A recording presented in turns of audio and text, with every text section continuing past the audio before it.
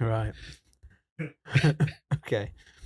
All right. Welcome to another BIMTech podcast. It's the first one of 2026, and essentially got Matt on as usual, just me and Matt, and we're going to be looking at the year that was 2025, and then sort of seeing what's ahead for BIMTech in 2026.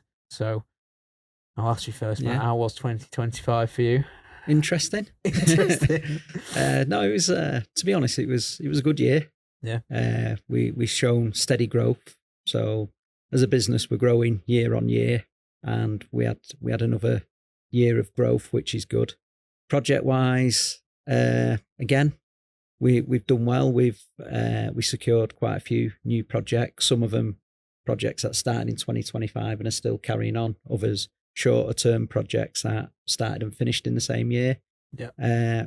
And we got on board with a few new clients as well. We've started a project we're still working on for Dalkia. We've never worked for them before. We're working on Trafford Hospital for them. Quite a challenging project because what they're doing is they've got a big ring main of steam, which you have a lot of hospitals, and it serves all the plant around the hospital, and they're replacing it with low temperature hot water. If you're a bit of a geek for engineering things and that, it's not for you. Yeah, it's not the run of the mill sort of project, so it is interesting. Yeah. We also started Belfast Hospital for Nugents, and on that it's a new children's ward that they're doing. Well, it's actually a whole, let's call it a ward. It's not one ward, it's a full building. Yeah. I think the MEP value on it's over 100 million. So that's it's a nice big project with a new client, so that's good. And we've also started a project for Watson Homes. Again, never worked for them before. They're doing some accommodation buildings, residential. So we're looking on there to do the building services modelling for them, but we're also acting as their BIM management company. So we're sort of chairing all the meetings, the BIM coordination meetings. We're doing all the clash reporting, putting all the reports out, monitoring.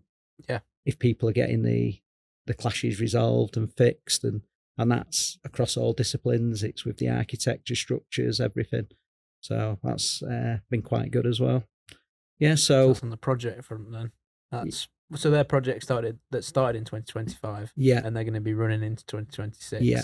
And further than that, some of them. Well, Belfast Hospital will be. Yeah. Right. Yeah. So that's in terms of projects. So while we're still on projects, were there any big challenges on some of those projects in 2025 that stand out for you? The biggest issue at the minute is builders' work. Right. Is because of the regulations now and how stringent they are. But with all these different restrictions that we've got now, it's becoming sort of the bane of our life. It's the builders' work is almost leading the coordination, and it's the most difficult problem at the minute. Right. is making everything fit with the builders' work. Yeah. Was it Everton that was builders' work? Yeah, so what we were doing on that. Yeah, one? So we got employed by Lango Rourke on that project. I mean, they were doing the majority of the job in-house, but they asked us if we could come on board and assist with the builders' work. Right. So I think with Everton, I think they were having to do a sort of go back round the project and review every single builder's work and make sure it complied with the rules that had been updated. So we assisted with that, and we put resource on doing that. And I think we also did some of the sort of prefab DFMA drawings for them and that. Right. Yeah, so that was our involvement on it. That finished last year, didn't it? That did, yeah. We had to finish before the season started. Oh, of course. Yeah. Just made it. Yeah.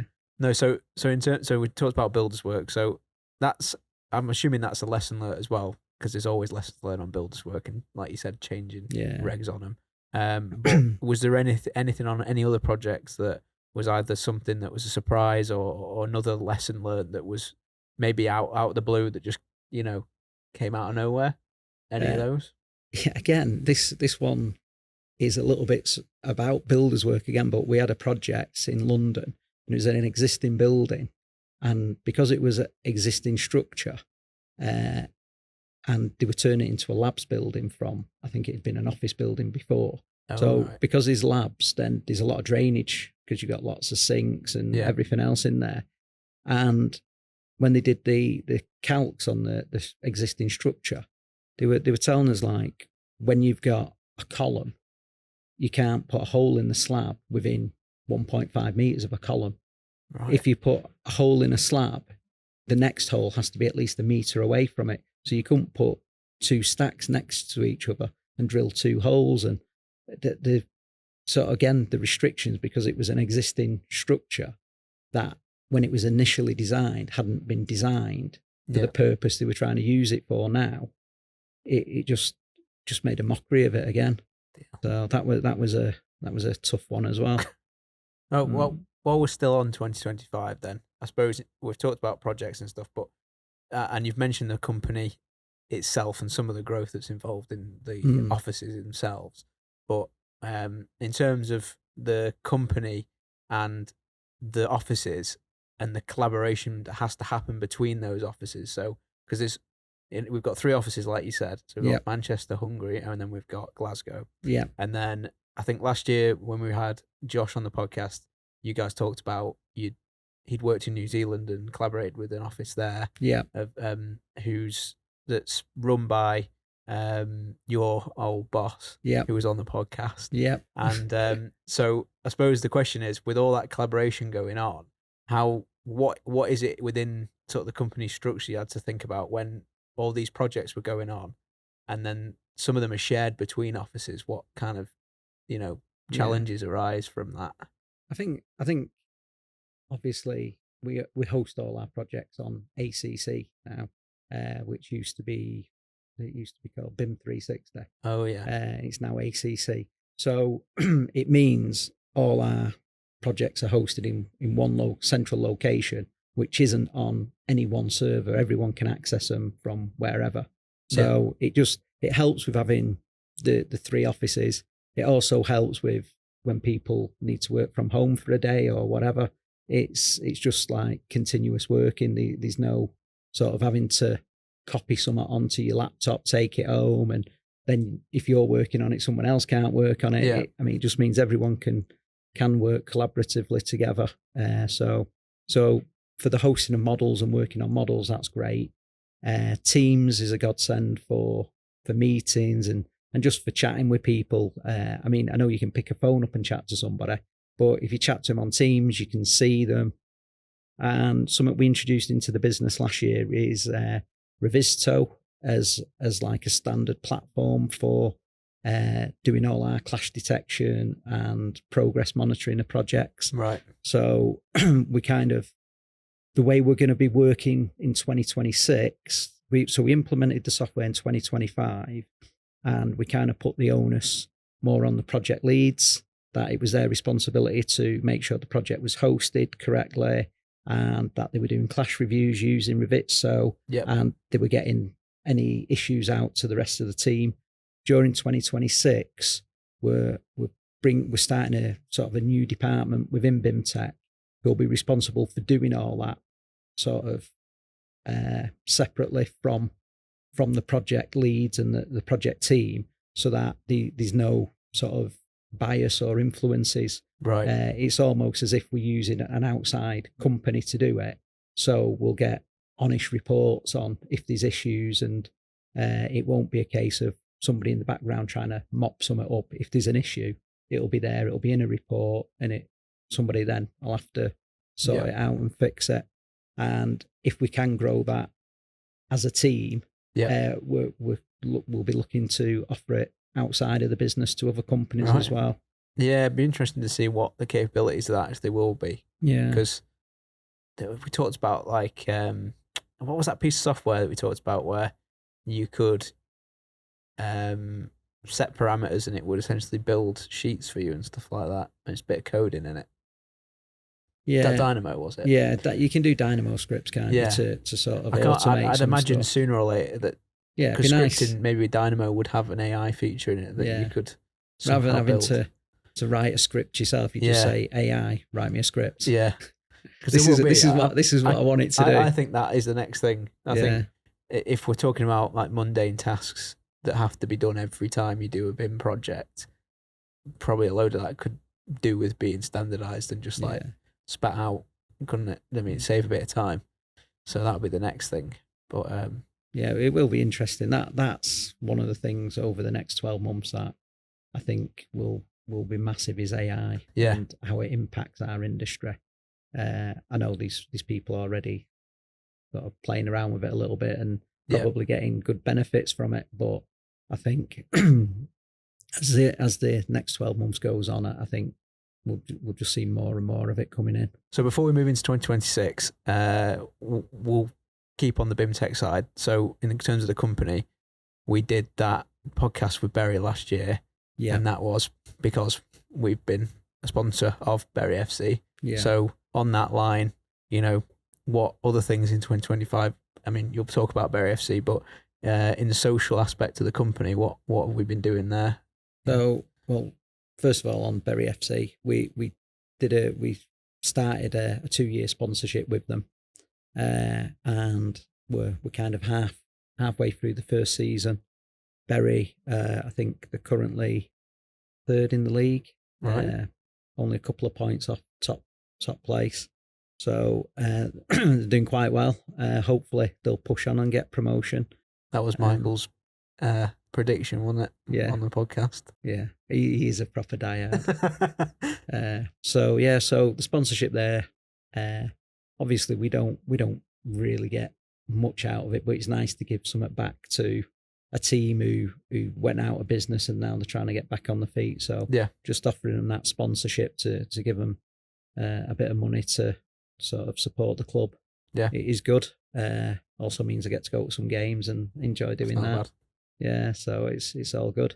And then other things like we've had social events again inside the business. One of the things we did this year, which has been different to every other year, we had our Christmas party. We decided to have it up at in Glasgow, so that for a change, the Glasgow team didn't have to come down to Manchester. So we did that. The guys from Hungary flew over as they usually do, bring the partners, and they all just come to Glasgow. We kind of put it to them. So it was over in Hungary with the guys last year. Just get that out there as well. We did go doing external go-karting with these cars, and I did win. So just sort of get that in. And I've got to say, my fastest lap when you looked on the board in the office was the 6th fastest time they had on the board. Right. So yeah, I think I deserved it. So I did crash into the tyres quite a few times though as well.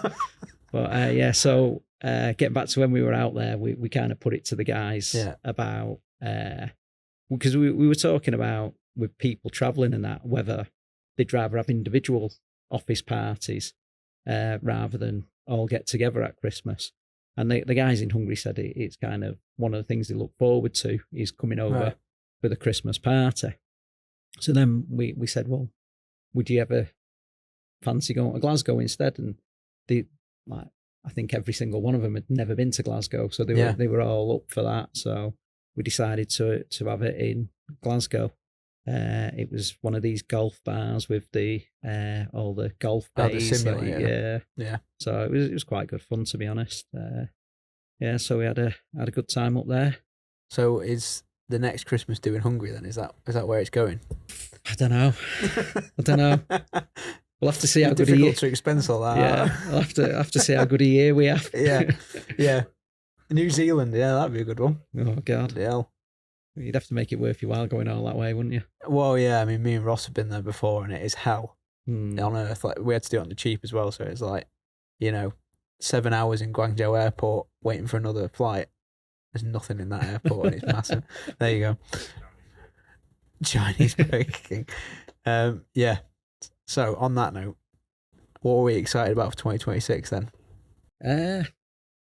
I mean, we're always wanting to grow the company in size, in technology advancements, and everything else. So that's kind of the thing that excites me now is watching the company grow.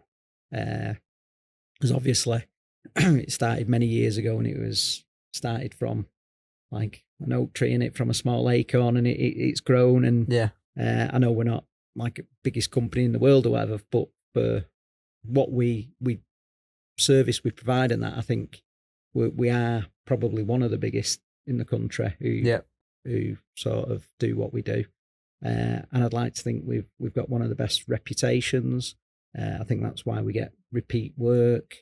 We have clients who specifically tell us that they come to us when they've got what they see as a difficult project, because they know we've got the engineering experience and we can deliver them sort of projects. So it's all encouraging stuff, and it just gives me confidence to recruit and implement our training, because it obviously works, because the guys project in, project out seem to deliver a high quality, and they keep the standards sort of level across all projects. Yeah. So it's a good platform to build on. Yeah. So if you want to, you can pretty much thrive and get through the company and go through the roles quite quickly. Yeah, I mean that's down to the individual. Yeah. We do promote that, and we encourage that. It's easier for us to recruit juniors and trainees and young technicians than it is to recruit an experienced coordinator who will work to our standards. Because when they've been trained in a certain way for 10, 15 years, to then come in and say, do it the BIMTech way, it's a lot more difficult. So ideally for us is if people come in, move up through the business, it can work like a conveyor belt, and we can bring in more junior staff, and they can keep just working their way up through the business. So that's the ideal way of growing the business and progressing people. Yeah. So like in 2026, with the like people in mind of coming into the company young, getting to the point of leading projects, what kind of projects this year? What sectors, I suppose, are we looking at delving into this year in terms of work? So how many different sectors? I think the big sectors which have been for the last year or two and are ongoing are the custodial, with all the prison projects we're working on. Oh yeah. I think one of the things that we're becoming sort of key to a lot of these projects on it is the delivery of the data on it. Right. Which for me, go back a few years, data was like a dirty word. I didn't when people talked about BIM and it was about data, I was always, no, it's about coordination and some fitting, and I was like, data's nothing sort of thing. And I've had my eyes opened a little bit to how much data goes in and how time consuming it can be and everything, and getting it right. So that's good that we seem to be sort of on the ball with that. So that's all good. I think the health sector, like I've mentioned to you, we've started Belfast Hospital. We're going to be working on Monklands Hospital for Lango Roke. So there's a couple of large healthcare projects coming up. Yep. And something else that these more and more is data centers, obviously with AI and everything else. Yeah. It's all got to be housed somewhere, and just data centers. You probably saw on the news, was it from America? They were investing so many billions into the UK for data centers and everything. Yeah. So that's going to be sort of on the radar of big things coming up. Yeah. So I would say they're probably going to be the big three sectors in this year. Yeah. So again, I think they're the sort of projects we want to focus on as well, because we can plan further ahead. So when we might get an office block to do, and the client might ask us to provide a price, we'll provide a price, and it starts in 2 weeks. We price up a hospital and we price it up, but it won't be starting for us for 12 months, 18 months. So it just means it's on our radar. Then we can resource it properly. We can budget for it, and we can make sure that when it starts, we're ready to go. It's not like a knee-jerk reaction to get a team together, whereas some projects can be a little bit that way when you only find out about a project a week before it's starting, and then you sort of where we're going to pull the people from and things like that. The good thing about the big projects like the hospitals and the power stations and the prisons, they're all a bit more technical. So I think it's where we come into our own a little bit with the sort of engineering knowledge that we've got within the business. And I think it kind of sets us apart from some of our competitors. So it's all good. Very nice.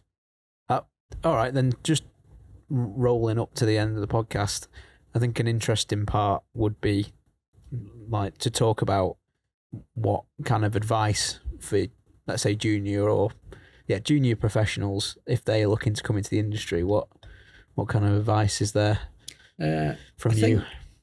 Well, the mind that is. I would. One thing I'd say first of all is I think a lot of young people now are coming in, and they're already coming in with a bit of an advantage because they've grown up in a techie world.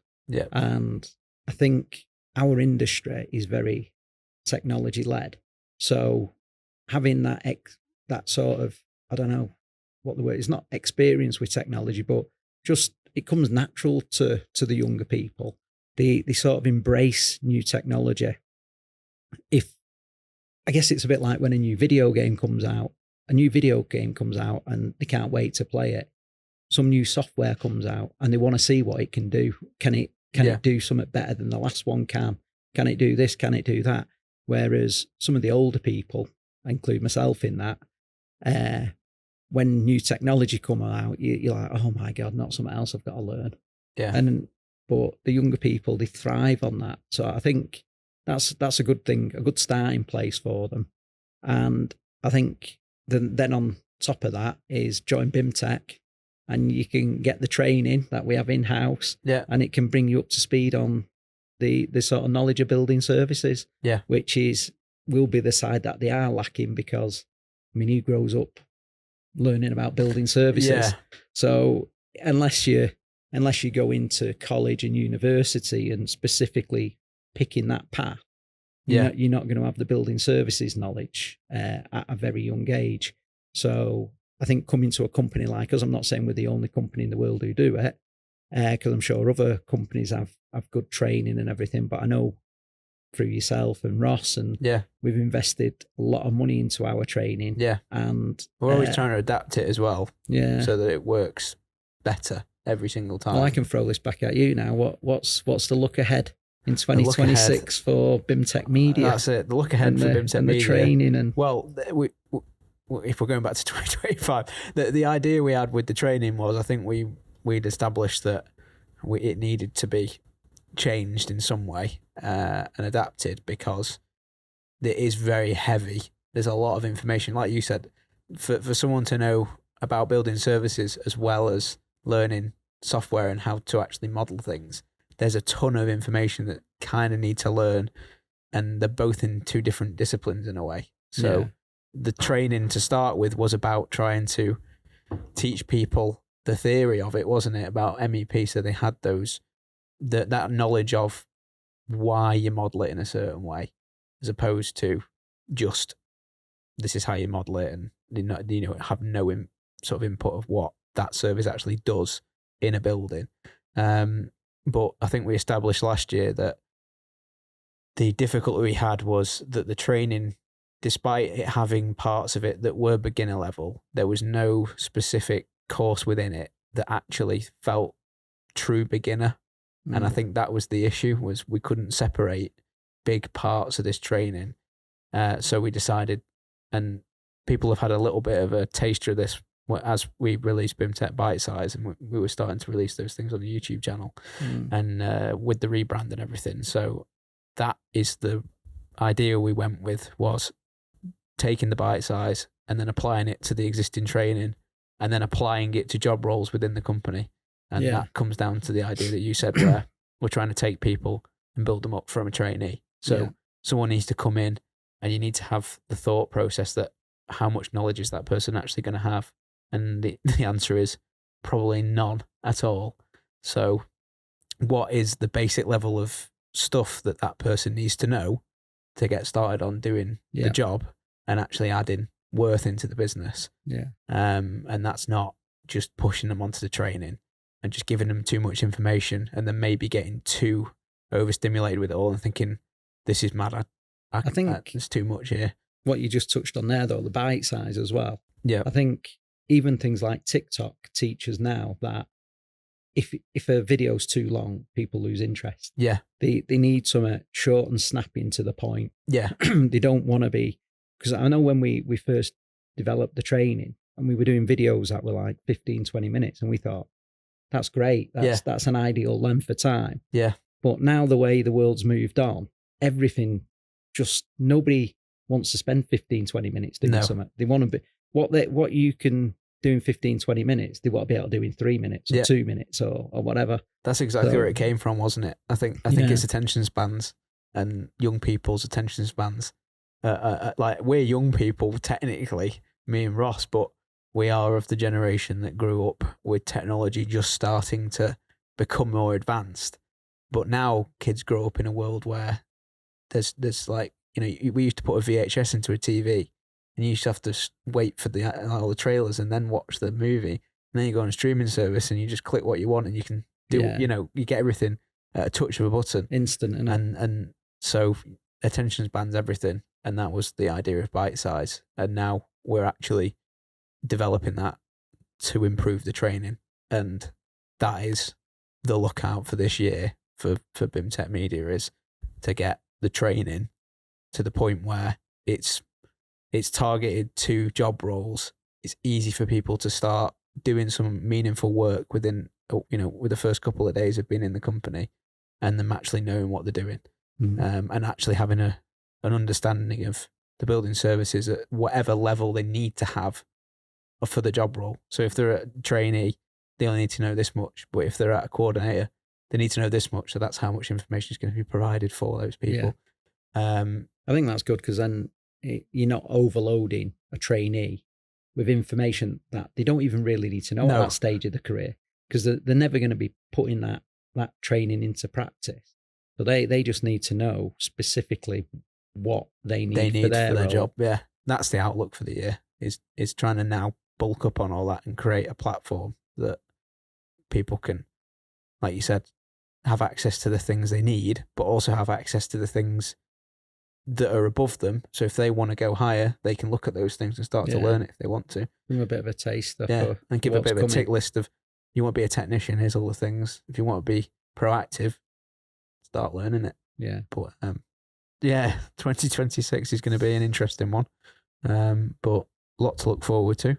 Yeah, I think one of the key to 2026 for us with the growth side, what we talked about though, is recruitment as well. Yeah. So if people are watching this and they do think it's something they could be interested in, it's always worthwhile dropping us a message, dropping us your CV, going onto our website, onto the careers page. Yeah, you can. There's job roles up there you can apply for. Yeah, well, I think like I've seen in the little video you did recently, the recruitment video, the recruitment one. To work in construction these days, you don't need to get your hands dirty. No, you can just work in virtual construction like we do.